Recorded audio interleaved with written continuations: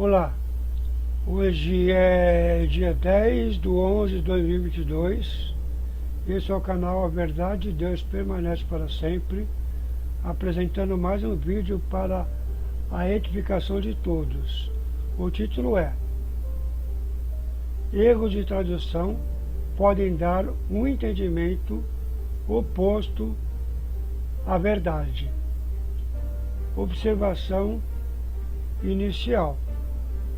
Para as pessoas que forem ver esse vídeo em celulares, por conta dos textos, pode ser que não fique legível, a não ser para quem vai ver através de um computador, onde a fonte se permite ser maior, já que os textos são longos. Todavia, se não for possível acompanhar os textos na íntegra, acompanhe com a voz, pois os capítulos e versículos e todo o texto que vai ser apresentado nesse vídeo vai ser também falado por voz. Ou seja, se qualquer pessoa não conseguir visualizar com nitidez no celular os textos, acompanhe por voz e depois confira os textos mencionados nas Escrituras. Muito obrigado. Já vamos continuar. E continuando, o canal A Verdade de Deus Permanece para Sempre apresenta mais um vídeo das Escrituras para a edificação de todos, cujo título é: Erros de tradução podem dar um entendimento oposto à verdade. Fique conosco até o final e saiba mais. Segue a introdução. Esse é o canal A Verdade de Deus Permanece para Sempre, que tem a finalidade de expor as Escrituras como ela é.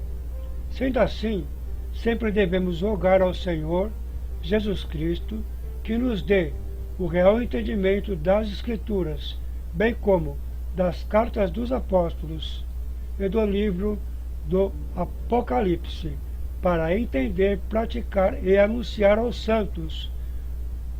Pois bem, aventurados são todos aqueles que anunciam todas as justiças do Senhor, porque os tais se vestirão de linho finíssimo, como está escrito no livro do Apocalipse. Atualmente, para que se cumprisse tudo o que está escrito,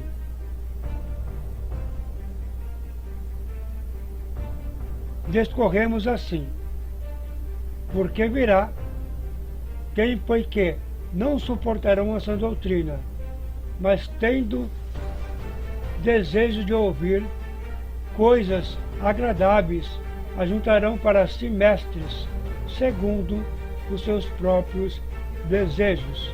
Livro de 2 Timóteo 4:3. E para cumprimento do que foi dito, foram criadas várias denominações com o nome Placas, e cujo centro não é Cristo, mas as placas. E ainda criou-se a doutrina dos usos e costumes, afastando-se da sã doutrina.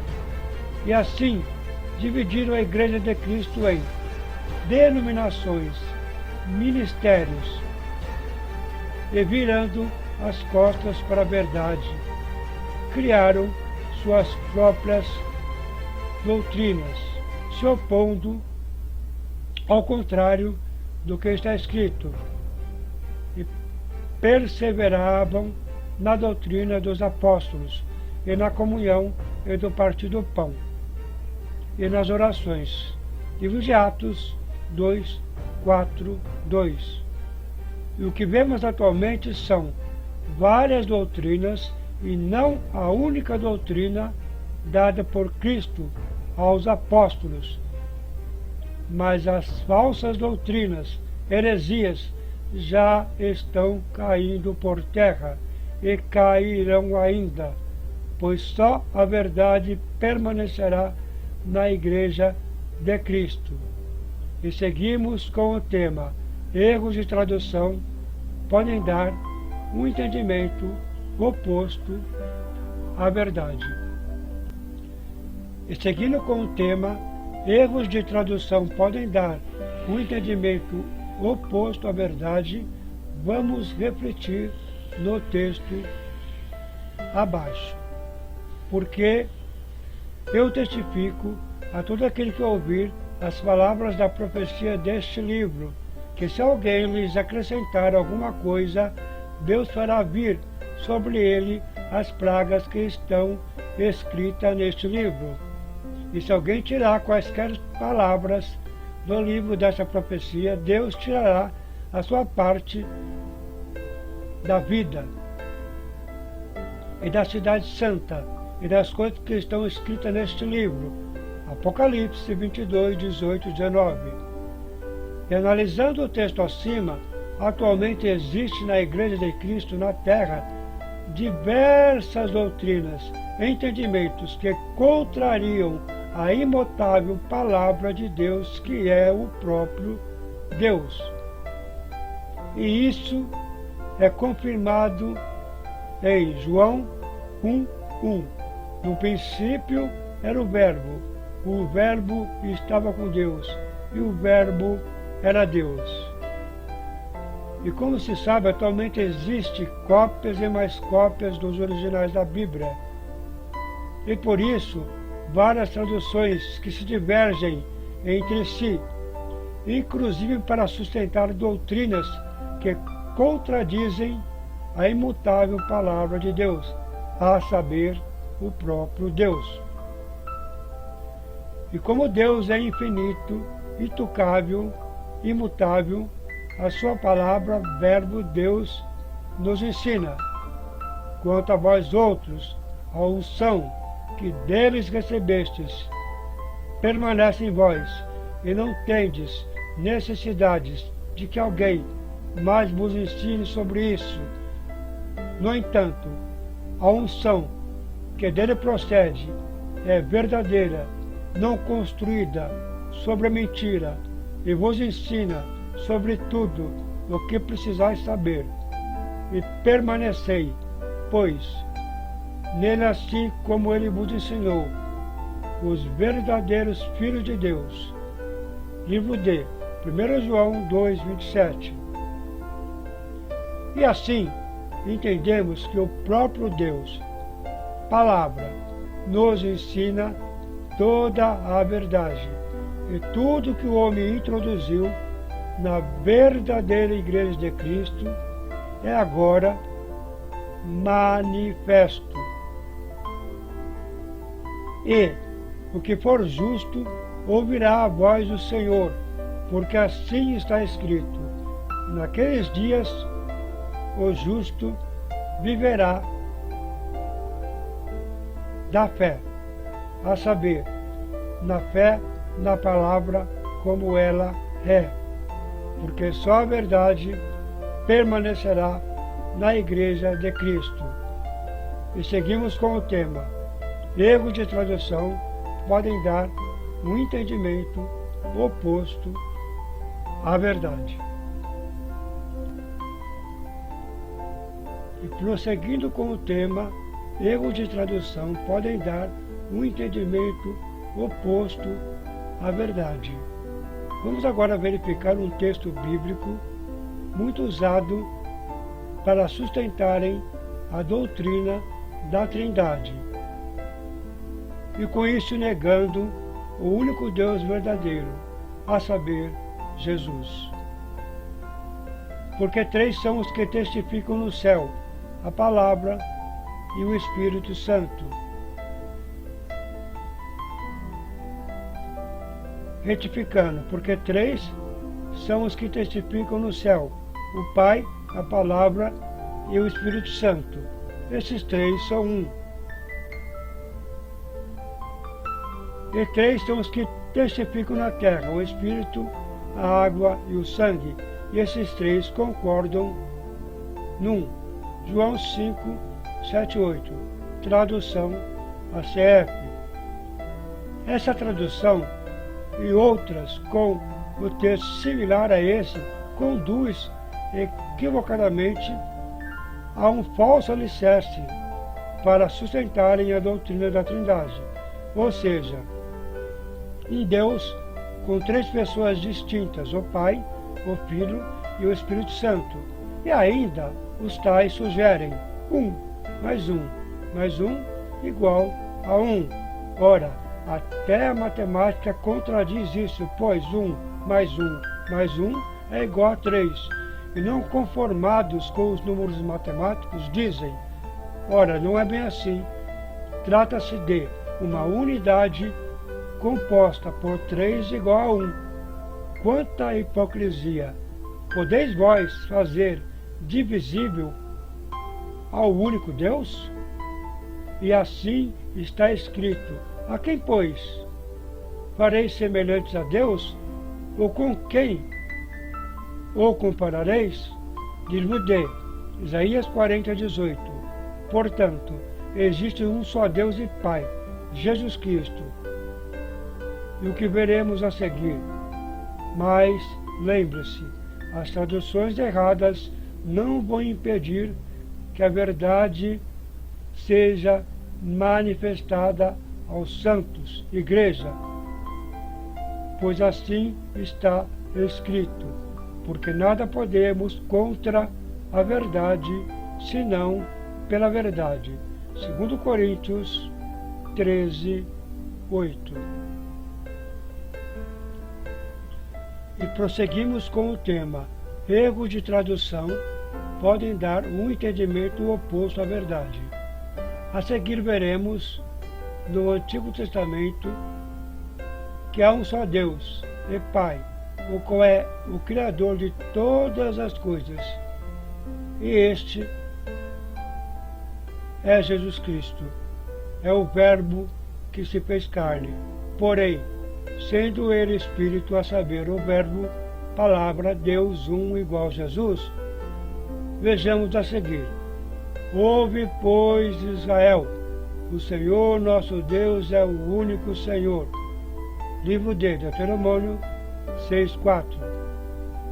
Porque um menino nos nasceu, um filho se nos deu, e o governo estará sobre os seus ombros. E o seu nome será Maravilhoso, Conselheiro, Deus Forte, Pai da Eternidade e Príncipe da Paz. Livro de Isaías 9,6. E assim devemos entender que o Verbo, Jesus, se fez carne, a saber, Filho, como está escrito. João 1,1. No princípio era o Verbo, e o Verbo estava com Deus, e o Verbo era Deus. Ou seja, Jesus Cristo é o único Deus, o qual é Espírito. Como se lê: vós, porém, não estáis na carne, mas no Espírito. Se é que o Espírito de Deus habita em vós. Mas se alguém não tem o Espírito de Cristo, esse tal não é dele. Livros de Romanos 8:9. E assim devemos entender que há um só Espírito, Deus, Cristo, um. Ou porventura há dois Espíritos, o de Deus e o de Cristo? É claro que não, e é confirmado. Há um só corpo, um só Espírito, como também fostes chamados, e uma só esperança da vossa vocação. Livro de Efésios 4:4. Ou seja, um só Espírito, o qual é o único Deus, a saber, Jesus. E assim está escrito: eu sou o Alfa, o Ômega, o princípio e o fim, diz o Senhor, que era, que é e que há de vir, o Todo-Poderoso. Livro de Apocalipse 1:8. Ainda confirmado, Isaías 4:4. Assim diz o Senhor: o Rei de Israel, o seu Redentor, o Rei de Israel, o seu Redentor, o Senhor dos Exércitos. Eu sou o primeiro, o último, e além de mim não há Deus, ou seja, o primeiro e o último. Disse Jesus acerca das interpretações diversas e erradas, já fomos alertados. Falando disto, como em todas as suas epístolas, entre as quais há pontos difíceis de entender, que os indoutos e inconstantes torcem, e igualmente as outras escrituras, para a sua própria perdição. Livro de 2 Pedro 3,16. Então roguemos ao Senhor que nos conceda o entendimento da sua palavra. E assim prosseguimos. E prosseguindo com o tema, erros de tradução podem dar um entendimento oposto à verdade. Agora vamos mostrar as traduções referentes a este texto que se harmonizam entre si e assim não concordam com a doutrina da Trindade, mas afirmam que Jesus é o único Deus verdadeiro. Antes vamos relembrar o texto cuja tradução está errada e não se harmoniza com a verdade. Diz assim: porque são três os que testificam no céu, o Pai, a Palavra e o Espírito Santo. Estes três são um. E três são os que testificam na terra, o Espírito, a água e o sangue. E esses três concordam num. 1 João 5, 7, 8, tradução ACF. A seguir, as traduções corretas. Há três que dão testemunho: o Espírito, a água e o sangue, e os três são unânimes. Nova versão internacional. 1 João 5, 7, 8. Podemos verificar nessa primeira tradução que não diz que são três os que testificam no céu. Nós podemos ver que diz: há três que dão testemunho: o Espírito, a água e o sangue, e os três são unânimes. Prosseguindo, nessa versão há três que dão testemunho e não diz no céu, e ainda vejamos a diferença, porque três são os que testificam no céu: o Pai, a Palavra e o Espírito Santo, e esses três são um. E três são os que testificam na terra: o Espírito, a água e o sangue, e os três concordam num. 1 João 5, 7, 8, tradução ACF. E agora a tradução correta. Há três que dão testemunho: o Espírito, a água e o sangue. Os três são unânimes. E, portanto, essa é a tradução correta. E similares. Há três que dão testemunho: o Espírito, a água e o sangue. E os três são unânimes. Mesmo com os erros de tradução, verdade é: o Senhor Jesus Cristo é o verdadeiro Deus, como está escrito. E sabemos que já o Filho de Deus é vindo e nos deu o entendimento para conhecermos o verdadeiro. E no que é verdadeiro estamos, isto é, em seu Filho Jesus Cristo. Este é o verdadeiro Deus e a vida eterna. Livro de 1 João 5, 20. No texto acima, diz claramente que Jesus é o verdadeiro Deus. Mesmo com o pronome este, o que se refere claramente a Jesus, único Deus verdadeiro e a vida eterna, ainda assim contradizem dizendo que há três, Pai, Filho e o Espírito Santo, igual, três pessoas distintas.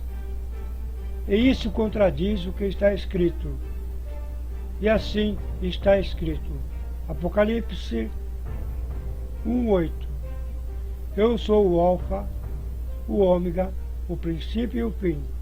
Diz o Senhor, que era, que é, que há de vir, o Todo-Poderoso, ou seja, Jesus, é o único Deus verdadeiro e ponto. E prosseguimos com o nosso tema principal. E prosseguimos com o tema: erros de tradução podem dar um entendimento oposto à verdade. E o próximo erro de tradução está registrado no Salmo 138, cujas traduções erradas chegam ao cúmulo do absurdo de dizer que Deus engrandeceu a sua palavra acima de todo o seu nome. E vamos conferir. Salmo 138, tradução João Ferreira de Almeida, corrigida, 1948, versão errada. Ação de graças a Deus pela fidelidade, todos os reis o louvarão. Primeiro Salmo de Davi. Eu te louvarei, Senhor, de todo o meu coração, na presença dos deuses a ti cantarei louvores. E inclinar-me-ei para o teu santo templo, e o louvarei, o teu nome pela tua benignidade e pela tua verdade, pois engrandeceste a tua palavra acima de todo o teu nome. Antes de prosseguirmos com a análise dessa tradução errada, vamos também entender que o versículo 1 não está correto, mesmo que a nossa atenção seja o versículo 2. Vamos observar o que está escrito.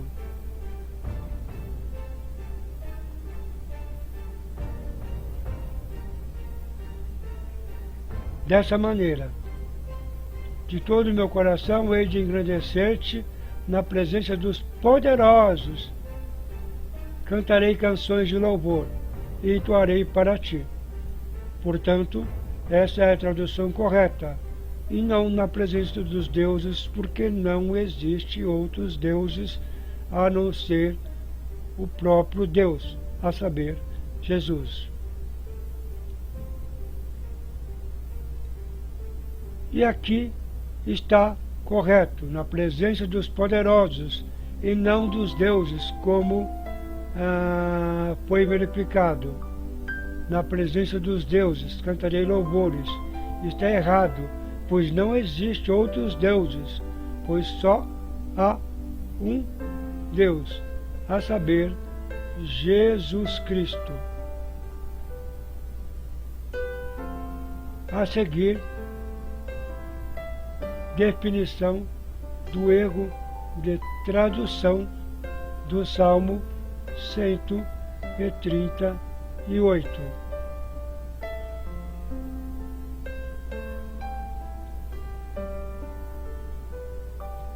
Inclinar-me-ei para o teu santo templo e louvarei o teu nome pela tua benignidade e pela tua verdade, pois engrandecestes a tua palavra acima de todo o teu nome.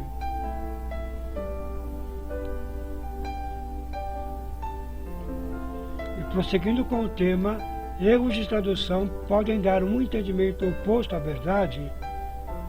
Vamos verificar por que a tradução abaixo e similares estão erradas e contradizem ao entendimento oposto à verdade. Tradução João Ferreira de Almeida, corrigida, 1948, versão errada. vou me inclinar ou inclinar-me-ei para o teu santo templo e louvarei o teu santo nome pela tua benignidade e pela tua verdade, pois engrandecestes a tua palavra acima de todo o teu nome. Então vejamos o erro.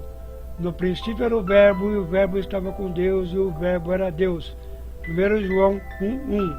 E sabemos que o verdadeiro entendimento é este. E sabemos assim que o verbo, palavra, é igual ao próprio Deus, cujo nome é Jesus. E também já sabemos que o nome de Jesus é nome sobre todo nome, nos céus e na terra. Por isso é impossível que a palavra, verbo, que é o próprio Deus, esteja acima dele, que é ele mesmo, como seguem a tradução correta e definição. Salmo 138, tradução João Ferreira de Almeida. Vou me inclinar, ou inclino-me para o teu santo templo, e louvo o teu nome pela tua benignidade e pela tua fidelidade, pois engrandeceste acima de tudo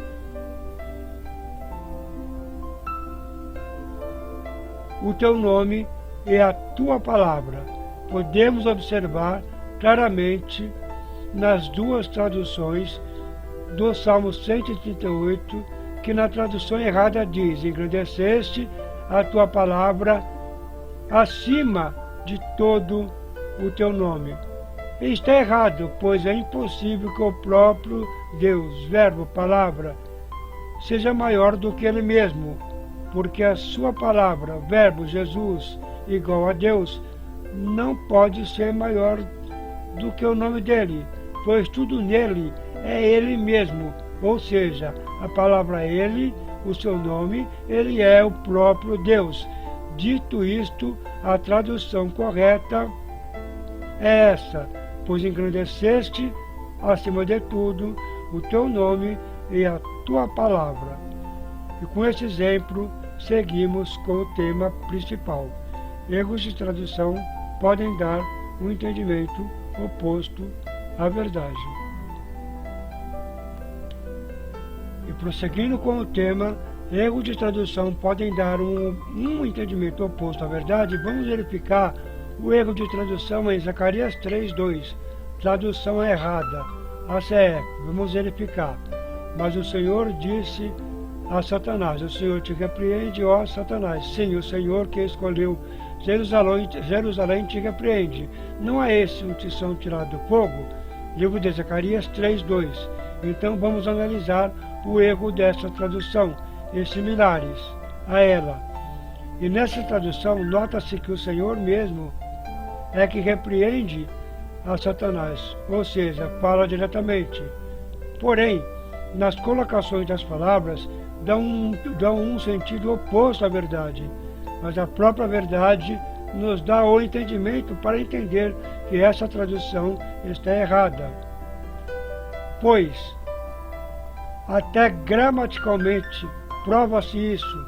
Veja esse simples exemplo. Eu, o João, vou repreender o Paulo.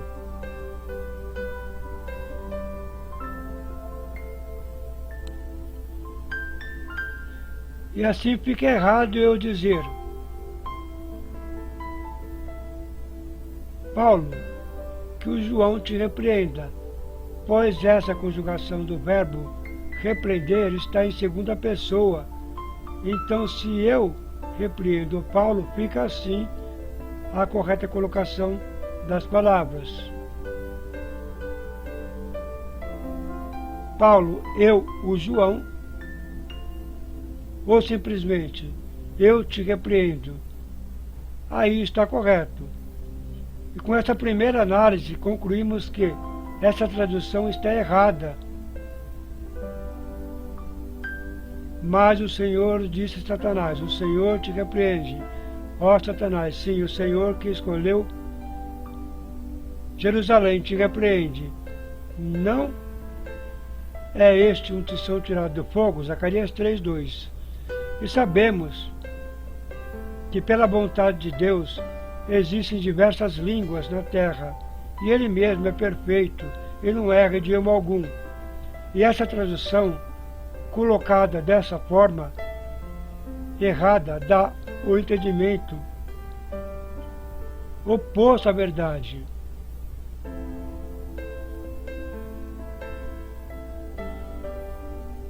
E entende-se que Deus se refere a outra pessoa, logo a outro Senhor. E sabemos que há um só Senhor, Ele mesmo, Deus, Jesus. E, portanto, se nesse texto é Deus falando diretamente a Satanás, a colocação correta das palavras ficam assim. O narrador falando, mas o Senhor disse a Satanás. Abaixo, o Senhor falando. O Senhor te repreendo, ó Satanás. Sim, eu, o Senhor, te repreendo. E assim é possível ver claramente que as colocações das palavras estão corretas. A seguir, veremos a tradução correta que mais se harmoniza com o texto. E prosseguindo com o tema, erros de tradução podem dar um entendimento oposto à verdade. Vejamos a tradução correta, porque ela é que se harmoniza com o texto e contexto. Diz assim, o anjo do Senhor disse a Satanás, o Senhor o repreende. Satanás, o Senhor que escolheu Jerusalém, o repreende. Este homem não é um tição tirado do fogo? Zacarias 3:2, tradução NVI. Nessa tradução, podemos observar que foi o anjo que falou a Satanás, e não Deus falando diretamente.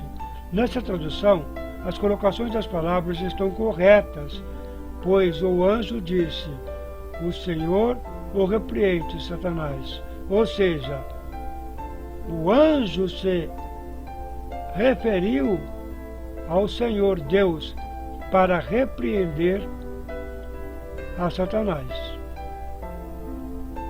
E com mais esse erro de tradução apresentado, toda a Igreja de Cristo na Terra deve saber, é necessário corrigir tudo que o homem aumentou ou diminuiu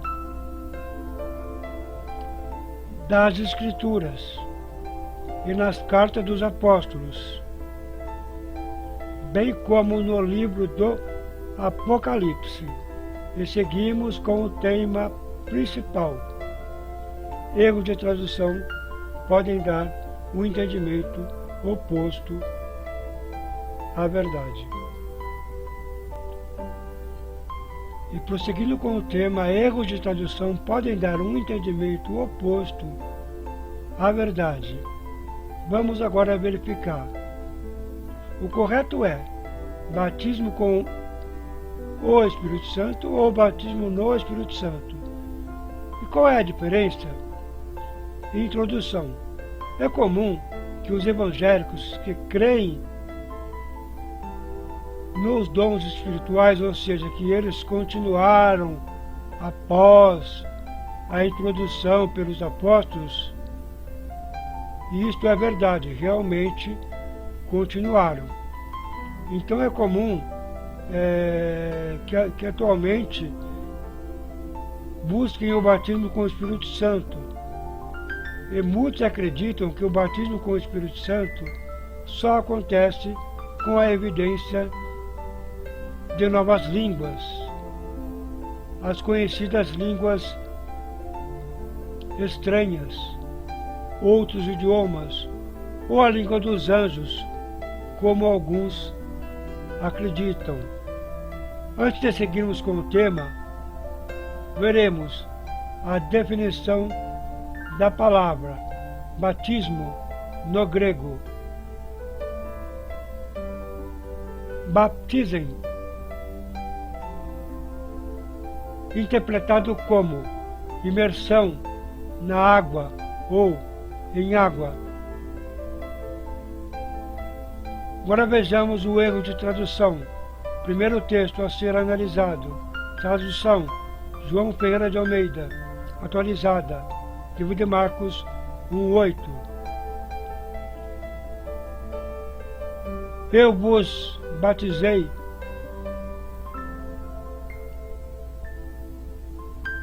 em água, ele, porém, vos batizará no Espírito Santo.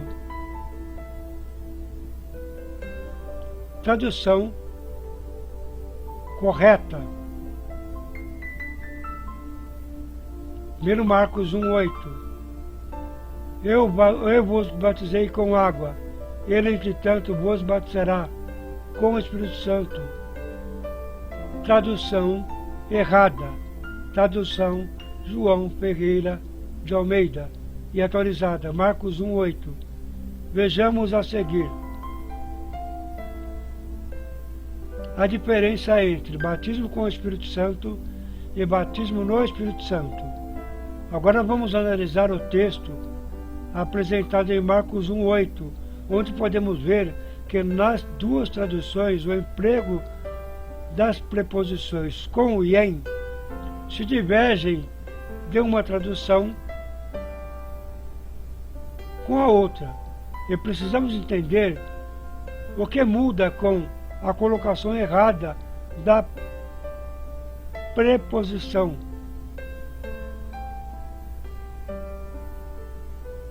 No texto, e assim entendendo. Já vimos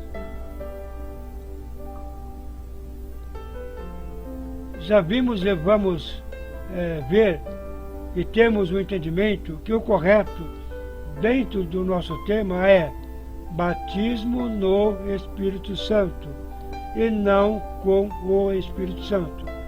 E qual é a diferença? Vejamos primeiro a tradução correta. Eu vos batizei em água. Ele, porém, vos batizará no Espírito Santo. Entendendo, dentro do texto analisado, em água pode significar dentro de, em, de, no e na. Por isso, batizar, emergir, quer dizer verbo transitivo direto, intransitivo pronominal. Meter-se-á em água ou em qualquer líquido, estar imerso, afundar-se, portanto ninguém pode imergir-se com água. Tradução errada, e sim em água, e simplificando. O batizando é imergido, afundado em água, ou tanques e similares, ou seja, a água já está em um lugar e dizemos que as pessoas é imergida, batizada em,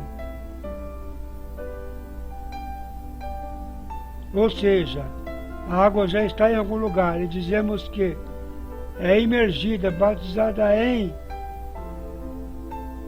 E todo aquele que ao batismo no Espírito Santo, que veremos a seguir, ele está, ou seja, habita em todo aquele que crê em Jesus Cristo.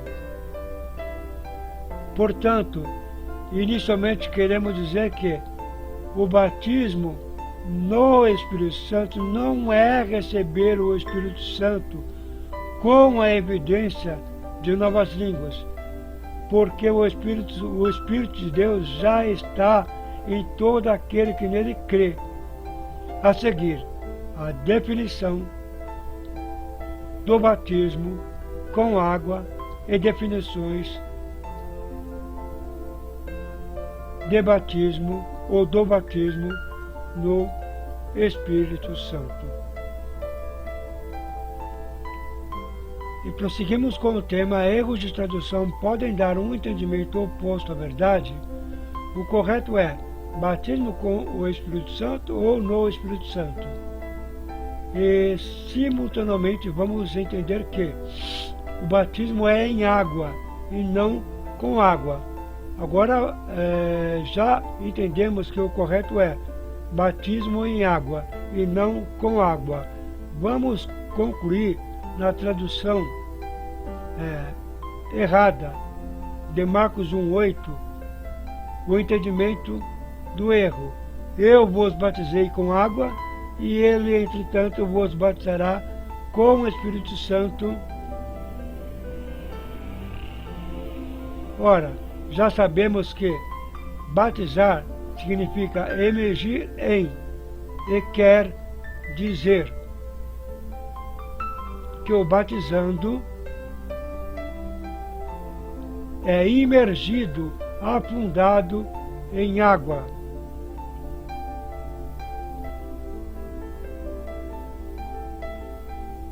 Rios ou tanques similares. É que o batizando é imergido, portanto, com a preposição com, fica assim definido e entendido com exemplos a seguir.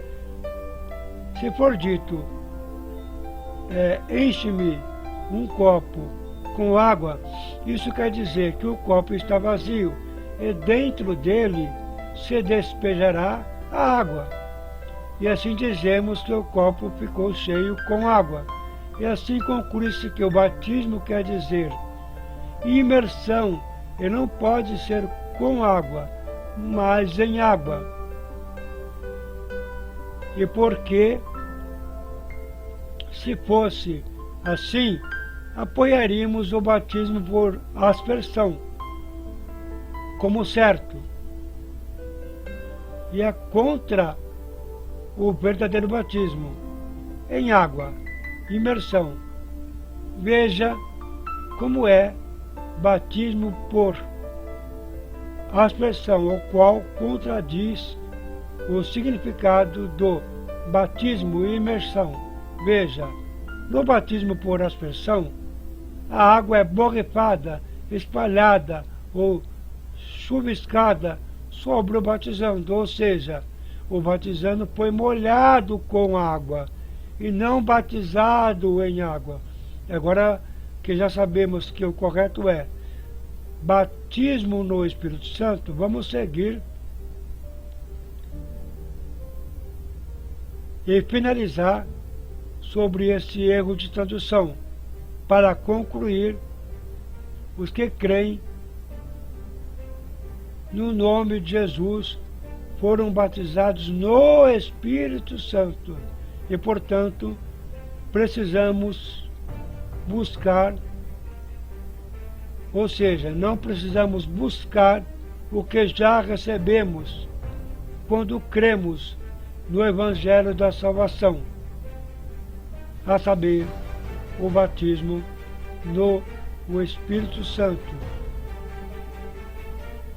E simultaneamente entendemos que o batismo nas águas é em água e não com água. E prosseguimos com o tema: erros de tradução podem dar um entendimento oposto à verdade. Ora, já entendemos pelos exemplos até aqui apresentados, pois o que João Batista disse: eu vos batizei em água, ele porém vos batizará no Espírito Santo, já se cumpriu em todo aquele que crê em Jesus, como dizem as Escrituras. Ou seja, após ter nele crido, todos fomos batizados no mesmo Espírito, como o texto a seguir, 1 Coríntios 12:13. Pois todos nós fomos batizados em um Espírito, formando um corpo, quer judeus, quer gregos, quer servos, quer livres, e todos temos bebidos de um Espírito. Para os apreciadores que por muitas vezes dizem que o contexto de todo o texto deve ser verificado. E falam isso para sustentarem o próprio ego e a exaltação do próprio ego, mas eles mesmos contradizem o contexto e os textos. 1 Coríntios 12 fala acerca dos dons espirituais, no qual é incluído o dom de variedade de línguas, e a outra operação de maravilhas, e a outra profecia, a outro dom de discernir os espíritos, e a outra variedade de línguas, e a outra interpretação de línguas. Assim podemos ver claramente que o dom de línguas é apenas um dos vários dons do Espírito Santo, e não é o que evidencia a pessoa que recebeu o Espírito. Só quando falou em línguas. E é totalmente ao contrário. O que crê recebe o Espírito Santo, no qual contém todos os dons espirituais, que são manifestados conforme a vontade do próprio Deus. O problema é que os senhores dos contextos afirmam que não devemos pegar um texto isolado. E eles mesmos fazem isso, quando eles interessam, ou seja, quando a eles interessam contradizer a verdade. Vamos conferir a seguir. E prosseguimos com o tema: erros de tradução podem dar um entendimento oposto à verdade. E agora que já sabemos que nós, os que cremos em Jesus, temos recebido o Espírito Santo, quero antes esclarecer que os primeiros cristãos ainda estavam aprendendo sobre vários assuntos, entre os quais sobre o Espírito Santo, como o texto a seguir, Atos 19:2. Ele lhes perguntou: vocês receberam o Espírito Santo quando creram? E eles responderam: não, nem sequer sabemos que existe o Espírito Santo. Quando Paulo lhes impôs as mãos, veio sobre eles o Espírito Santo e começaram a falar em línguas e profetizar. Nesse contexto, Paulo deixa claro que o Espírito Santo é dado, recebido aos que creem. Porém, aquelas pessoas não entendiam. Então, quando Paulo impôs as mãos sobre eles, eles começaram a falar em línguas e profetizar. Ou seja, é manifestação dos dons.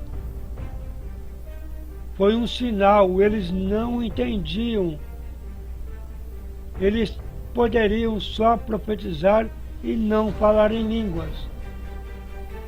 E o que temos nós com isso? Não é Deus que manifesta os dons como quer? Por acaso é necessário impor as mãos sobre alguém para que profetize ou fale em línguas? É claro que não.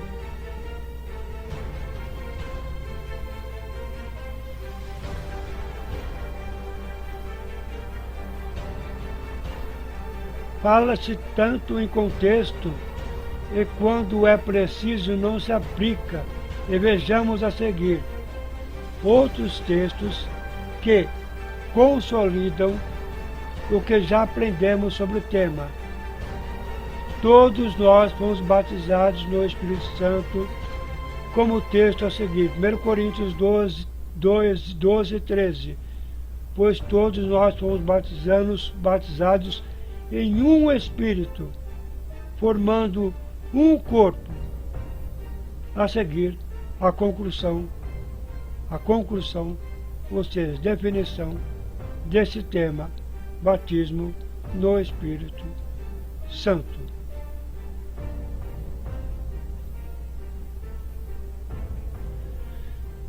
E prosseguindo com o tema, erro de tradução podem dar um entendimento oposto à verdade.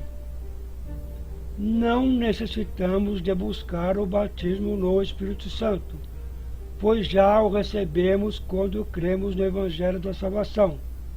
A saber, o Espírito Santo habita plenamente em nós, e os dons espirituais estão nele, que distribui a cada um como quer. Sendo assim, é o contrário do que acreditam. Não são os dons que evidenciam, mostram o Espírito, mas o Espírito que evidencia, mostra, manifesta os dons. E ainda, ao finalizar, destacamos 1 Coríntios 12,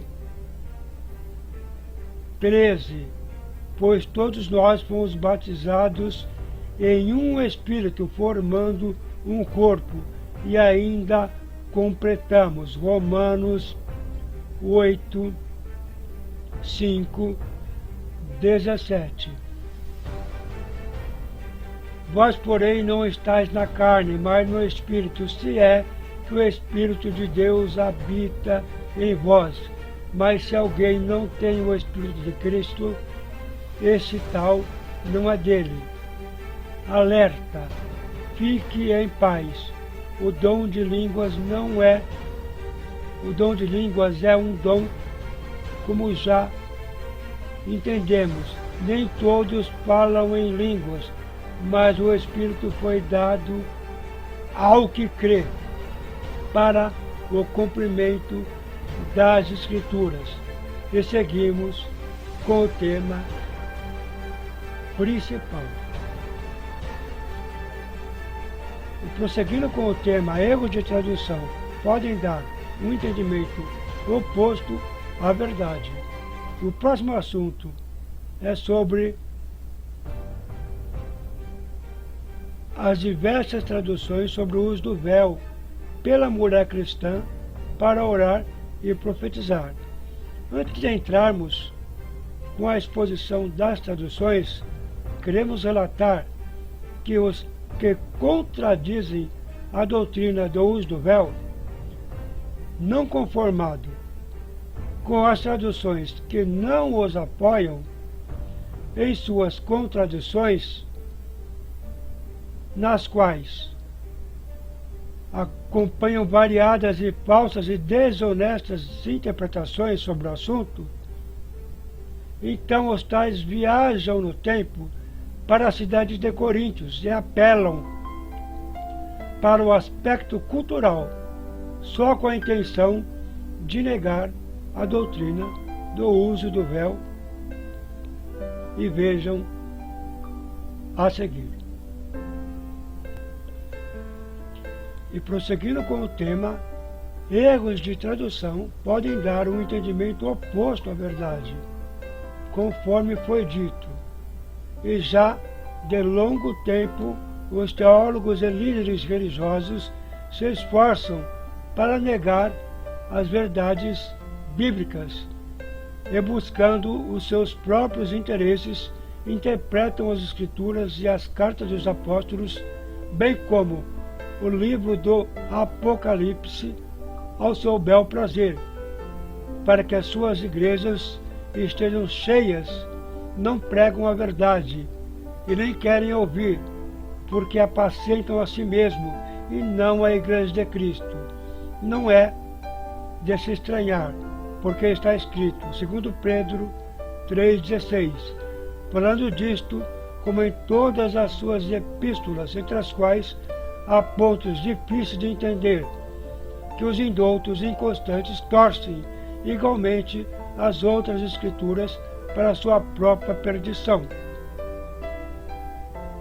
E a respeito do uso do véu para orar e profetizar, chegam ao cúmulo e absurdo de dizer que Paulo estava tratando de aspecto cultural e não da doutrina do uso do véu, como uma ordenança, e dizem: que haviam meretrizes e por tradição eram calvas e se convertiam ao Evangelho e tinham que usar um véu, pois na tradição local era vergonhoso para a mulher ter a cabeça rapada. E a própria natureza diz que é honroso para a mulher ter o cabelo crescido longo.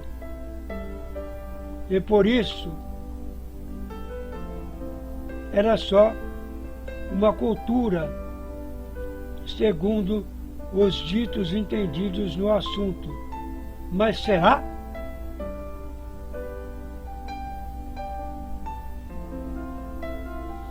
Ora, se a mulher em questão da época era calva, ou seja, não tinha cabelo, e o cabelo é uma honra, glória para a mulher, então qual é a glória a ser coberta por um véu, visto que não há glória, pois são calvas ou não há cabelo? Vejam os ditos entendidos e os senhores dos contextos distorcem o texto e contexto para negarem a verdade. A seguir, veremos as diversas traduções sobre o assunto e a real interpretação sobre o uso do véu.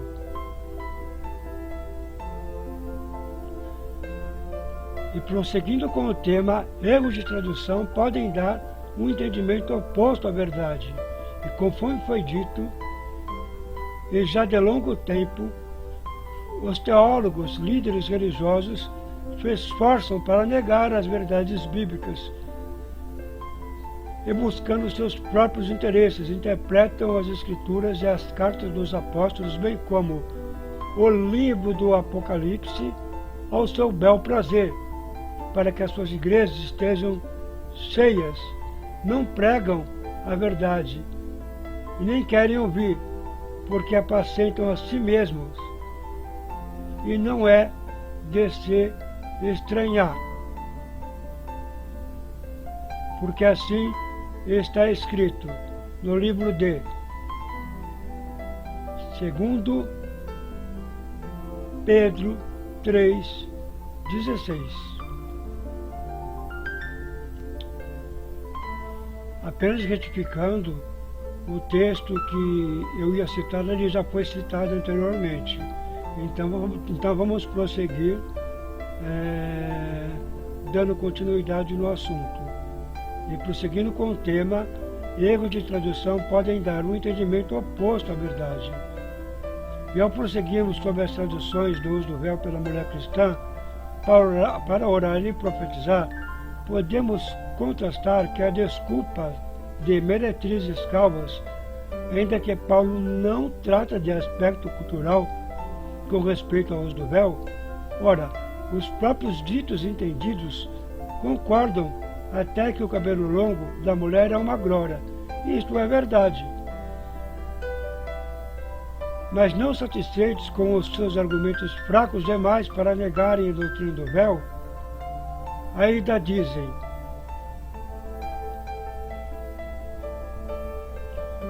se o cabelo da mulher já é um véu, então para que o uso do véu? E quem disse que o cabelo já é um véu? Vamos entender a seguir. E prosseguindo com o tema, erros de tradução podem dar um entendimento oposto à verdade. Para começarmos a expor as traduções e as diversas interpretações sobre elas, destacamos que há muitos pregadores que, em tom eloquente, dizem: porque o cabelo da mulher foi dado no lugar do véu. Ou seja, nesse entendimento, o cabelo se longo foi dado no lugar do véu. Ou seja, para estes é um véu. No entanto, não é assim que está escrito, no lugar do véu, mas se lê. Ou não vos ensina a mesma natureza que é desonra para a mulher.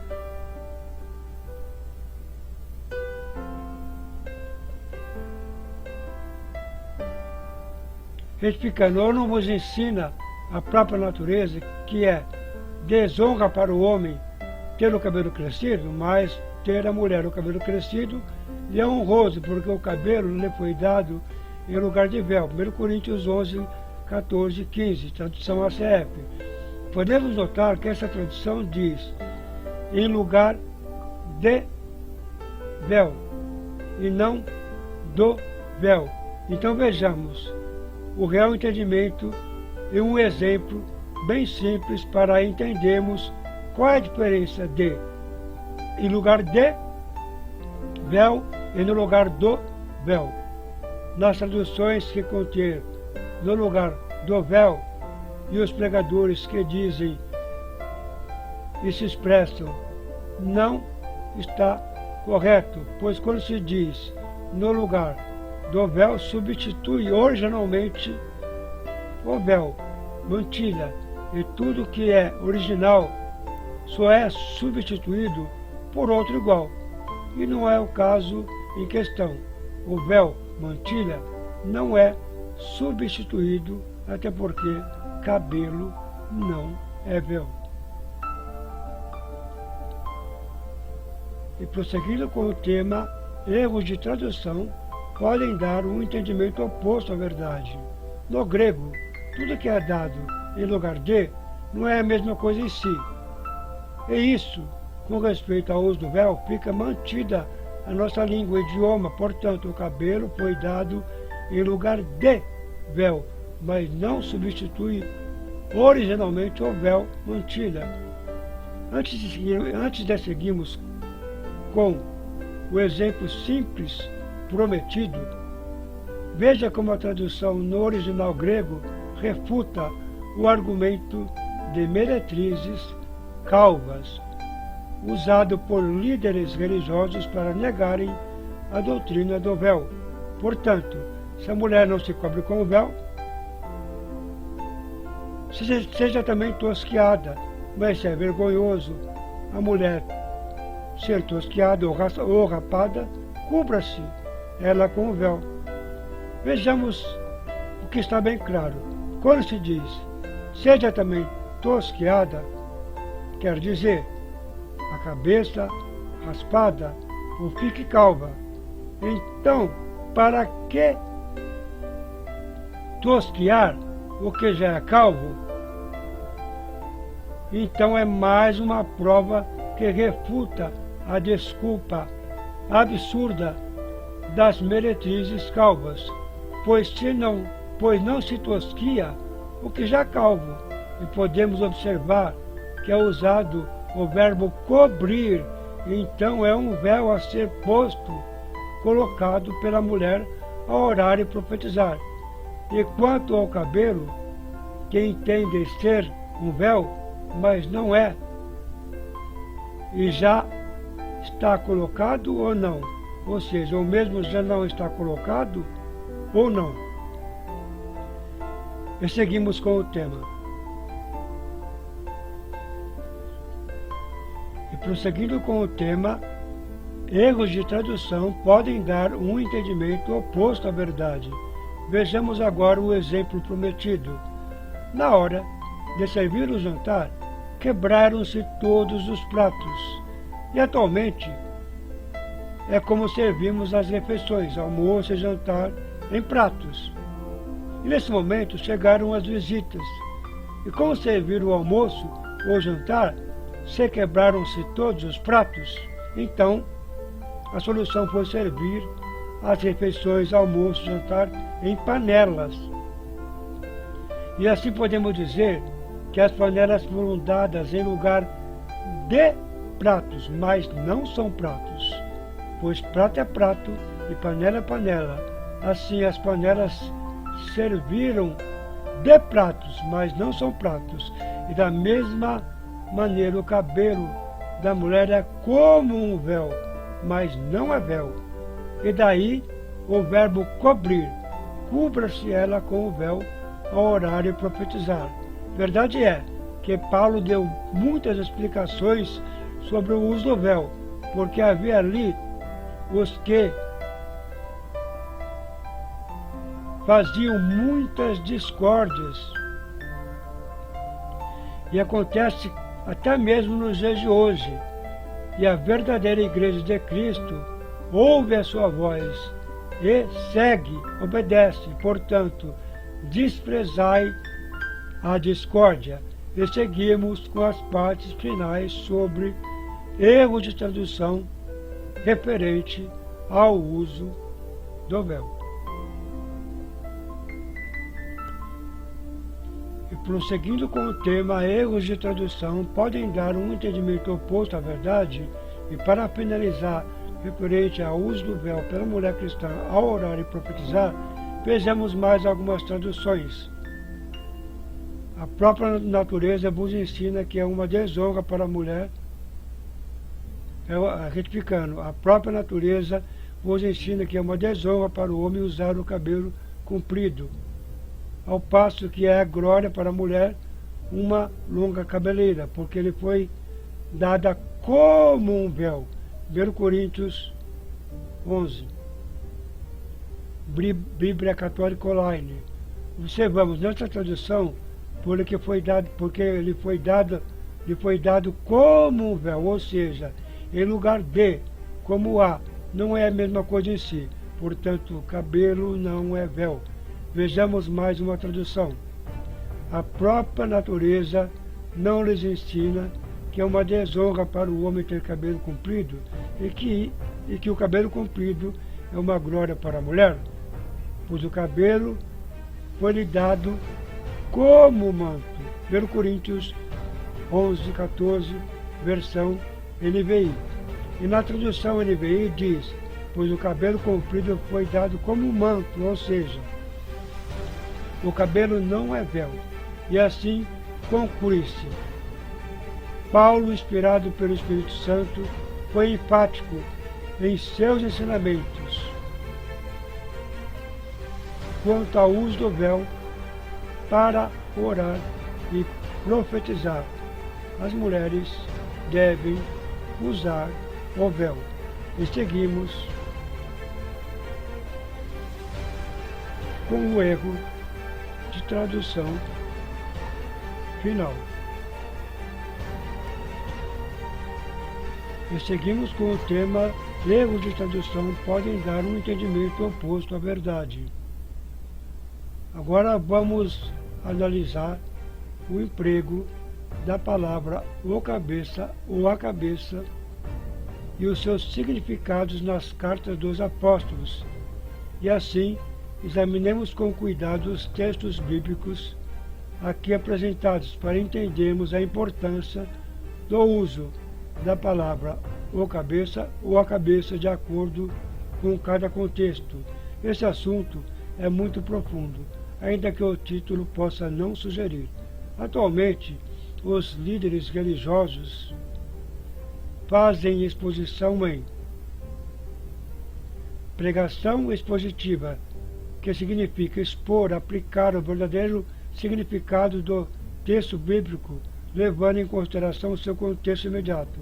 Portanto, pregam os textos que irão ser expostos sobre o tema e nem percebem que, de acordo com o contexto das suas pregações expositivas, e não enxergam os erros dos textos que serão aqui apresentados, pois muitos, por serem teólogos, se acham que entendem tudo e sabem tudo, mas será? Fique conosco até o final e saiba mais sobre o tema apresentado.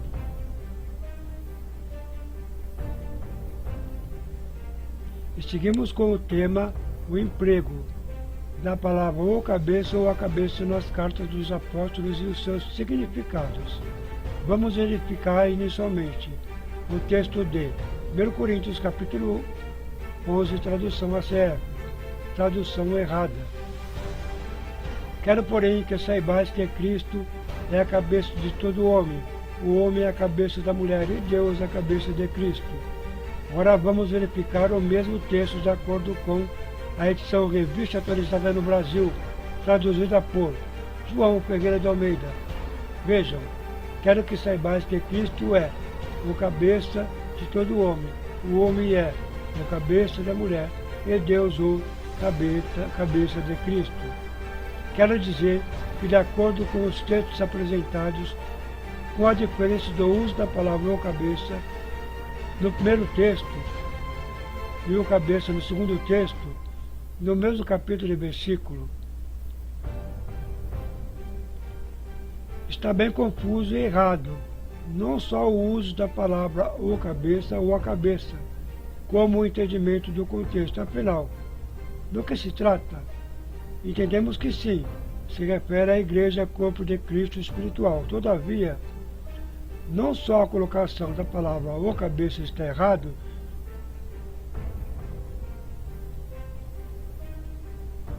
como os contextos se misturam, apenas dando uma ênfase. No caso, o emprego da palavra a cabeça é que está errado, como os contextos se misturam, pois em o contexto é generalizado, não se referindo à igreja, corpo de Cristo espiritual. É correto dizer que Cristo é o cabeça de todo homem, o homem o cabeça da mulher e Deus o cabeça de Cristo. Portanto, sendo o contexto igreja, corpo de Cristo, como é o contexto correto, a igreja, corpo de Cristo espiritual, fica definido a seguir. Definindo o primeiro texto de 1 Coríntios, capítulo 11, quanto ao uso da palavra o cabeça ou a cabeça. Referente aos dois textos apresentados e considerando que, na verdade, embora houve uma mistura de contextos generalizando, Cristo é a cabeça de todo homem, o qual está errado, e o certo é, Cristo é a cabeça da igreja, o marido é a cabeça da mulher, esposa, porém Deus, o cabeça de Jesus Cristo, homem. E fica incorreto dizer que Deus é a cabeça de Cristo, pois o Pai e o Filho são um. E esse é o mistério da unidade de Deus, Verbo, Jesus, um, e nunca jamais três, como pregam os que dividem o único Deus, Jesus, em três, segundo um entendimento corrompido que não procede de Deus. E também entendemos que todo homem não pode ser, no sentido generalizado, a cabeça de toda mulher, e sim o cabeça, controlador, que ensina e não indica de modo algum domínio completo, que é a atribuição do marido e com relação à sua esposa, pelo que diz em Efésios 5, 23, 32, pois o marido é a cabeça da esposa, como Cristo é a cabeça da igreja, e ele próprio o salvador do corpo. E a igreja, que é a igreja. Assim como a igreja se sujeita a Cristo, também vocês, esposas, devem se sujeitar em tudo ao seu marido.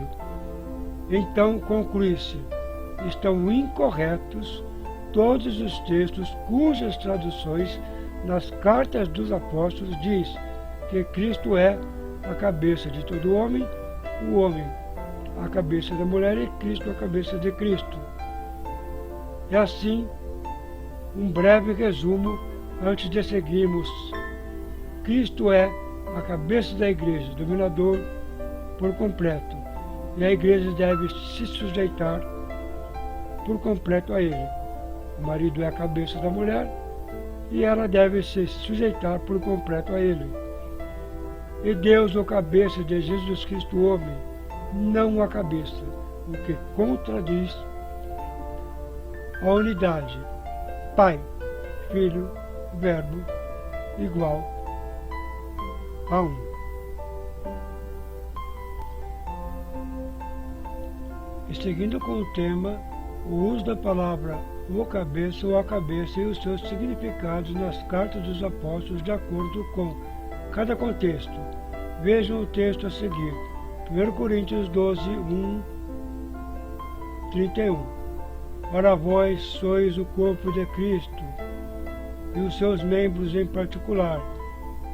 E a um pôs Deus na igreja, primeiramente apóstolos, em segundo lugar profetas, em terceiros doutores, depois milagres, depois dons de curar, socorros, governos, variedade de línguas.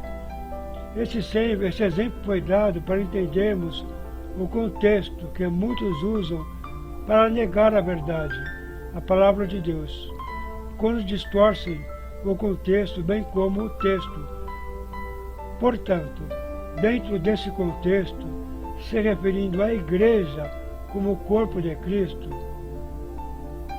e se dentro desse contexto, o corpo de Cristo, que é a igreja espiritual, não tempos de reuniões, qualquer tradução em qualquer epístola dos apóstolos que estiver escrito que Cristo é o cabeça da igreja, o corpo de Cristo, não está correto. E o correto é, Cristo é a cabeça da igreja.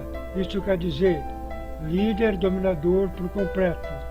E como já explicamos nesse vídeo, se há um corpo, igreja, há uma cabeça, Cristo, a cabeça. Ou então, se há um corpo, marido e mulher, há uma cabeça, o marido, a cabeça da mulher, e não o cabeça.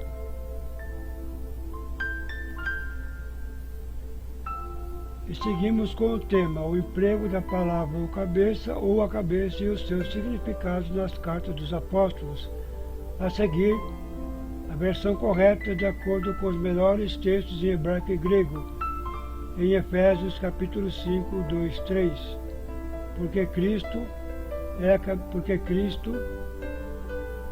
a cabeça da igreja. Retificando. Porque o marido é a cabeça da mulher, como Cristo é a cabeça da igreja, sendo ele próprio o salvador do corpo.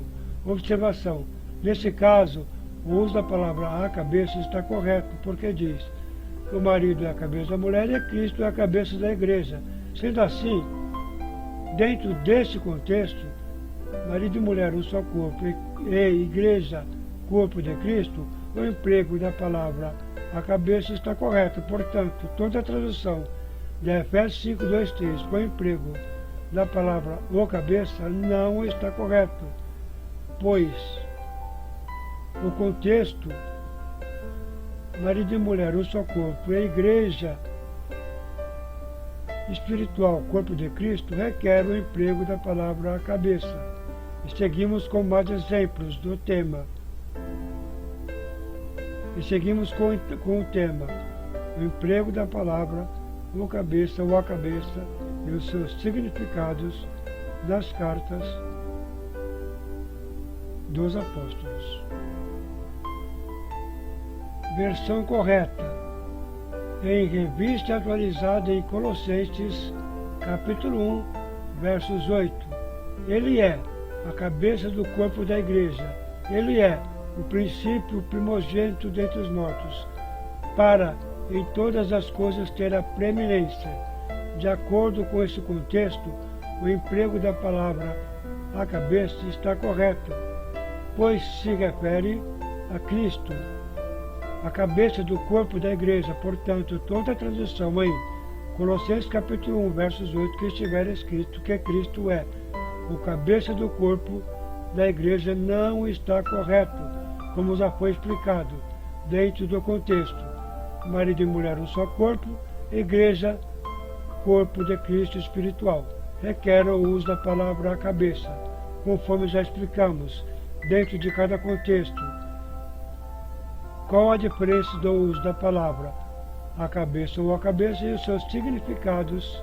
Seguimos com o tema, o emprego da palavra o cabeça ou a cabeça e seu significado nas cartas dos apóstolos. tradução correta, de acordo com os melhores textos em hebraico e grego. Efésios capítulo 4, verso 15. Antes, seguindo a verdade em amor, cresçamos em tudo naquele que é a cabeça, Cristo. Ora, nesse caso, se refere ao crescimento do corpo de Cristo, a igreja, e, portanto, o uso da palavra a cabeça está correto, conforme já explicamos. Toda vez que o contexto se referir ao marido e mulher, um corpo, e a igreja como corpo de Cristo espiritual, requer o uso da palavra a cabeça, ficando incorreto, dentro desse contexto, o uso da palavra ou cabeça. Portanto, toda a tradução de Efésios capítulo 4, verso 15, que contém o uso da palavra ou cabeça, não está correto, pois o contexto se refere à igreja, corpo de Cristo espiritual, e requer o uso da palavra cabeça. Seguimos com o tema, o emprego da palavra ou a cabeça e os seus significados nas cartas dos apóstolos. E ao concluirmos esse tema, o emprego da palavra ou a cabeça e os seus significados nas cartas dos apóstolos, esperamos que tenha ficado claro, pois esse tema faz parte também do outro tema nosso. Erros de tradução podem dar um entendimento oposto à verdade. Como lembramos, Salmo 138, João Ferreira de Almeida, tradução corrigida, 1948, versão errada. Inclinar-me-ei para o teu santo templo e louvarei o teu nome pela tua benignidade e pela tua verdade, pois engrandeceste a tua palavra acima de todo o teu nome. Ora, essa tradução está errada, porque já explicamos que a palavra não pode estar acima do nome dele, porque nada nele é maior do que ele mesmo. A palavra é ele, o qual é o próprio Deus. E isto é confirmado. João 1,14. No princípio era o Verbo, e o Verbo estava com Deus, e o Verbo era Deus. Ele estava no princípio com Deus. Tudo foi feito por ele, e nada do que foi feito sem ele se fez. E nele estava a vida, e ele era a luz dos homens. Então concluímos que nessa tradução, no Salmo 138, está errada e muda o verdadeiro entendimento. O nome dele é ele mesmo é a palavra, o Verbo, o próprio Deus. Portanto, não pode estar acima dele mesmo, a saber, o seu nome. Vejamos a tradução correta do Salmo 138, tradução João Ferreira de Almeida atualizada. Inclino-me para o teu santo templo e louvo o teu santo nome pela tua benignidade, pela tua fidelidade, pois engrandeceste acima de tudo o teu nome e a tua palavra. Assim podemos ver claramente que a tradução correta diz, pois engrandeceste acima de tudo o teu nome e a tua palavra, e não a palavra que é ele mesmo acima do próprio nome dele. E dentro desse contexto, e em conexão com o nosso tema principal, concluímos.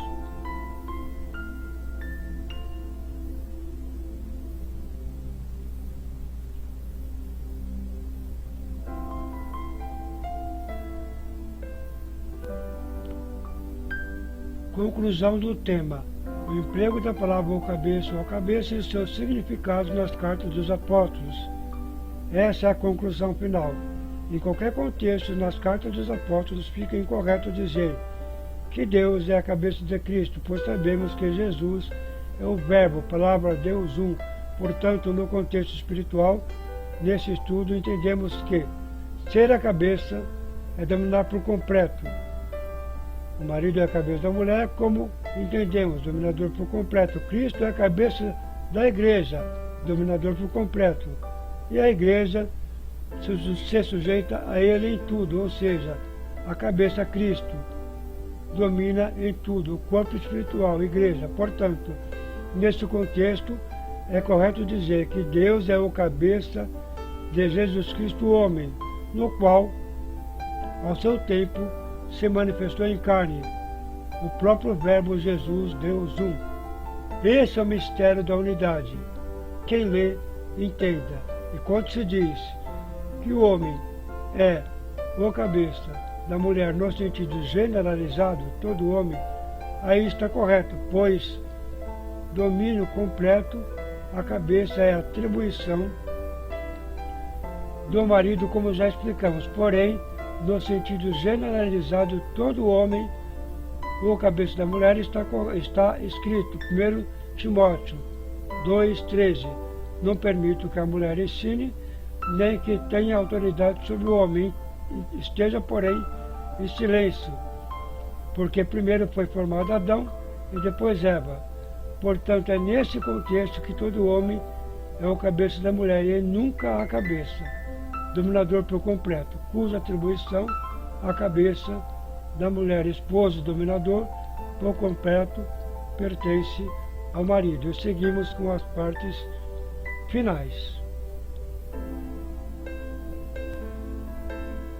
Conclusão do tema: o emprego da palavra o cabeça ou a cabeça e os seus significados nas cartas dos apóstolos. Essa é a conclusão final. Em qualquer contexto, nas cartas dos apóstolos, fica incorreto dizer que Deus é a cabeça de Cristo, pois sabemos que Jesus é o Verbo, palavra, Deus um. Portanto, no contexto espiritual, nesse estudo, entendemos que ser a cabeça é dominar por completo. O marido é a cabeça da mulher, como entendemos, dominador por completo. Cristo é a cabeça da igreja, dominador por completo. E a igreja se sujeita a Cristo, a Ele em tudo, ou seja, a cabeça, Cristo, domina em tudo o corpo espiritual, a igreja. Portanto, nesse contexto, é correto dizer que Deus é o cabeça de Jesus Cristo, homem, no qual, ao seu tempo, se manifestou em carne, o próprio Verbo, Jesus, Deus um. E esse é o mistério da unidade, quem lê entenda. E quando se diz que o homem é o cabeça da mulher no sentido generalizado, todo homem, aí está correto, pois domínio completo, a cabeça é a atribuição do marido, como já explicamos. Porém, no sentido generalizado, todo homem, o cabeça da mulher, está escrito 1 Timóteo, capítulo 1, retificando, capítulo 2, 13. Não permito que a mulher ensine, nem que tenha autoridade sobre o homem. Esta, porém, esteja em silêncio, porque não é permitido que ensine, porque primeiro foi formado Adão e depois Eva. Portanto, é nesse contexto que todo homem é o cabeça da mulher e nunca a cabeça, o dominador por completo, cuja atribuição a cabeça da mulher, esposo, dominador por completo, pertence ao marido. Antes de seguirmos, aqui foi repetido a mesma parte anterior. Agora vamos seguir com as partes realmente finais. E antes de irmos para as partes finais e concluirmos esse vídeo, queremos observar que, por se tratar de um vídeo editado, algumas partes foram repetidas, porém foram também observadas. E ao finalizarmos o tema erro de tradução pode dar um entendimento oposto à verdade, agradecemos a atenção de todos e vamos repetir o que segue. Por isso diz: subindo ao alto, levou o cativo ao cativeiro e deu dons aos homens. Ora, isto é, ele subiu, o que é, senão que também tenha descido às partes mais baixas da terra?